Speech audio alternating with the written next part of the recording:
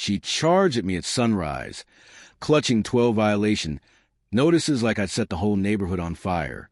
Her voice rang down the street as she accused me of destroying HOA property.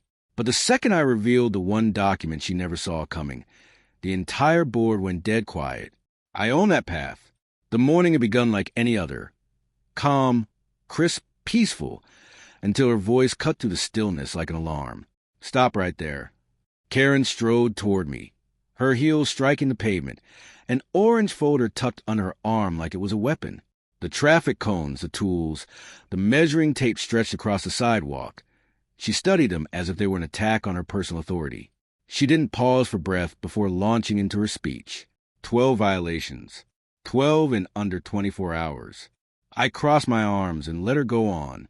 She shoved the papers inches from my face, bold red lettering screaming across every page. Violation. Unauthorized construction equipment. Obstruction of HOA property. Altering a community pathway. Karen, I said evenly, I'm fixing the sidewalk. That is not your sidewalk. Her voice echoed across the picture-perfect suburban street lined with neatly trimmed hedges. Even the little HOA golf cart idling behind her seemed tense. She stabbed her finger toward the concrete like it had committed a felony. This is HOA property. You're breaking multiple regulations, and the fines start immediately. I let out a slow breath. I had been waiting for this exact showdown. Are you sure you want to go down this road?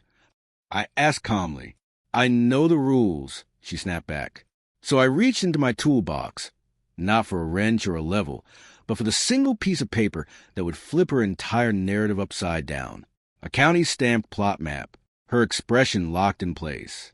This path, I said, unfolding the document in front of her, isn't HOA property. That's impossible. I held the map closer. The developer made a filing mistake. This entire strip, from here to those cones, was never legally transferred to the HOA. Silence fell hard.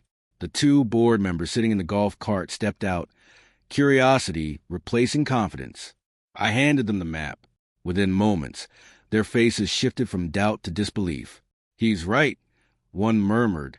Karen, this section isn't under HOA jurisdiction. What? No, that's not possible. Karen grabbed the map, scanning it as if sheer willpower could rewrite the county seal.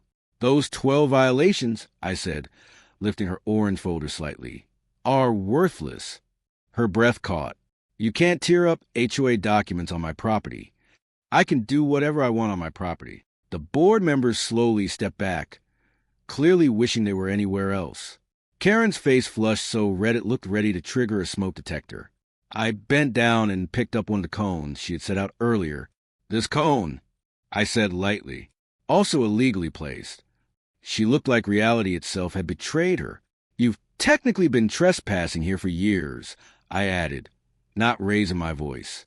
Her hands trembled with frustration before she spun around and stormed off, authority in pieces, clutching that orange folder to her chest like it was the last scrap of dignity she had left.